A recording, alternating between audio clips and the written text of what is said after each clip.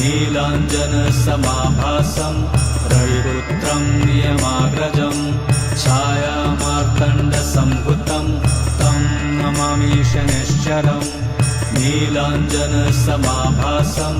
रविपुत्रं नियमाग्रजं छायामार्तण्डसम्भुतं तं नमामि शनैश्चरम् नीलाञ्जनसमाभासं